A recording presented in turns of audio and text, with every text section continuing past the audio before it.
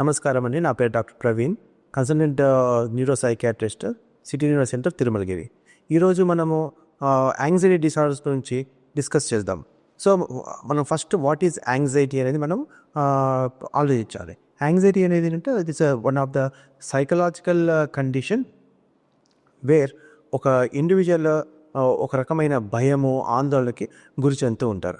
So మనం anxiety disorder అనేది is a broad spectrum name. దాంట్లో మనకి జనరలైజ్డ్ యాంగ్జైటీ ఉంటుంది, దాంట్లో ఓసిడి అనే మానసిక సమస్య ఉంటుంది, దాంట్లో panic disorder or phobias, specific phobias అనేటివి ఉంటుంది. అలా రకరకాల సమస్యలు ఉంటాయి. సో మనకి యాంగ్జైటీ డిసార్డర్కి వచ్చేస్తే గ్రాస్గా మనము దాన్ని psychological symptoms and physiological symptoms కింద క్లాసిఫై చేస్తాం. సైకలాజికల్ సిమ్టమ్స్కి వచ్చేస్తే మనకి ఫియర్, రెస్ట్లెస్నెస్, ఒక రకమైన ఆందోళన అనేది మనకు కనిపిస్తుంది. ఫిజియలాజికల్ ఆర్ ఫిజికల్ సిమ్టమ్స్లోకి వచ్చేస్తే మనకి సెట్ ఆఫ్ సిమ్టమ్స్ అనేవి యూజువలీ పేషెంట్ అనే వాళ్ళు ఎక్స్పీరియన్స్ అవుతుంటారు. దాంట్లో ప్రధానంగా పాల్పిటేషన్స్ అంటే గుండె వేగంగా కొట్టుకున్నట్టుగా అనిపించడము, and headaches, chest pains, body pains, and tremor sense of the body అంటే చేతులు కాళ్ళు కొంచెం వైబ్రేట్ అవుతున్నట్టుగా, కడుపులో తిప్పటము, దేవుతున్నట్టుగా ఫీలింగ్ రావటము, గ్యాస్ట్రిక్ సిమ్టమ్స్ లాగా రావటము, అండ్ వామిటింగ్ సెన్సేషన్ కావటము, అండ్ ఒక రకమైన ఫెటీగ్ అనేది ఉంటుంది. సో యూజువలీ ఇక్కడ మనకి physiological symptoms and psychological symptoms రెండు కలిసికట్టుగా ఉన్నప్పుడే మనం యాంగ్జైటీ డిసార్డర్ అంటాం. సో ఇక్కడ యాంగ్జైటీ డిసార్డర్ అనేది మనం ప్రైమరీగా డయాగ్నోసిస్ కాకముందు ఎవరైతే దీంతో సఫర్ అవుతున్నారో, ఫర్ ఎగ్జాంపుల్ వాళ్ళకి పాల్పిటేషన్స్ అనేది ఫ్రీక్వెంట్గా ఎక్స్పీరియన్స్ అవుతుంటారు. సో వాళ్ళు యూజువలీ కార్డియాలజిస్ట్ దగ్గర ల్యాండ్ అప్ అవుతారు.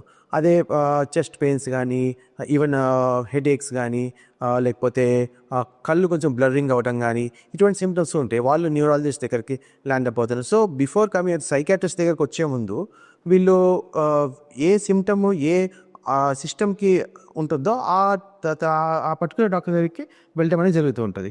సో వన్స్ వాళ్ళంతా క్లియర్గా మన రేడియాలజికల్ ఎగ్జామినేషన్ కావచ్చు, న్యూరలాజికల్ ఎగ్జామినేషన్, వేరియస్ ఫిజికల్ ఎగ్జామినేషన్లో మొత్తం క్లియర్ అయిన తర్వాత అప్పుడు మళ్ళీ సైకియాట్రిస్ట్ దగ్గరికి రెఫర్ చేయడం అనేది జరుగుతూ ఉంటుంది. సో ఇక్కడ మనకి ట్రీట్మెంట్కి వచ్చేస్తే మనం ఫస్ట్ మెడికల్ ట్రీట్మెంట్ అనేది స్టార్ట్ చేస్తాం. దీన్ని మనము యాంటీ యాంగ్జైటీ మెడికేషన్స్ అంటాం. దీంట్లో మనకి SSRIs అనే group of drugs is the most common drugs which we use.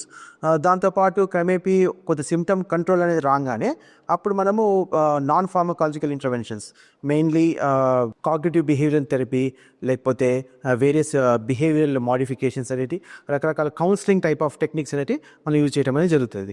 So ఓవరాల్గా మనకి ట్రీట్మెంట్ లెంత్కి వచ్చేస్తే మెడికల్ ట్రీట్మెంట్ అనేది ఎటు చేసి ఒక 6 to 9 months అనేది యూజ్ చేయడం అనేది జరుగుతుంది. యూజువల్లీ ఏంటంటే మనకి రెస్పాన్స్ ఫస్ట్ 4 to 6 weeksలో బెనిఫిట్ అనేది కనిపిస్తుంది ఈ ట్రీట్మెంట్ స్టార్ట్ చేయగానే.